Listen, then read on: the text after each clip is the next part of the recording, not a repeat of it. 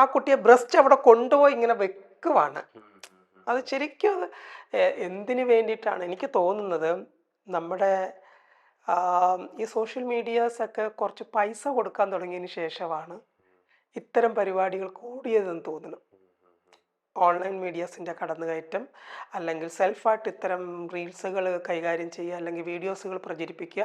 അപ്പം എത്രത്തോളം ആളുകൾ അതിലേക്ക് റീച്ച് ആവുന്നു അതിനനുസരിച്ച് പൈസ കണ്ട് അതെ കിട്ടുന്നുണ്ടെന്നോ അതെ അല്ലേ? അതെ അതോ അതെ അതെ അതെ അപ്പോൾ അതെന്ന് നിർത്തലാക്കുന്നോ അന്ന് ഇതുപോലുള്ള കലാപരിപാടികൾ നിൽക്കും എന്ന് എനിക്ക് തോന്നുന്നു. സെൽഫായിട്ട് നമ്മളിപ്പോൾ റീല് ചെയ്യുന്നു, നമ്മുടെ ഒരു സന്തോഷത്തിന് വേണ്ടി നമ്മളൊരു റീല് ചെയ്യുന്നു, അല്ലെങ്കിൽ നമ്മുടെ വീട്ടിലുണ്ടാക്കുന്ന ഒരു ഫുഡിൻ്റെ ഒരു കണ്ടന്റ് നമ്മൾ ഇട്ട് കൊടുക്കുന്നു, അല്ലെങ്കിൽ ഒരു എന്തെങ്കിലും ഒരു റെമഡി നമ്മൾ പറഞ്ഞു കൊടുക്കുന്നു. ഇതെല്ലാം നമ്മുടെ സ്വന്തമായിട്ടുള്ളതായിട്ട് അങ്ങ് പോകും. അവിടെ എത്ര പേര് കണ്ടു കണ്ടില്ല എന്നുള്ളത് ചെക്ക് ചെയ്യേണ്ട ആവശ്യമില്ല.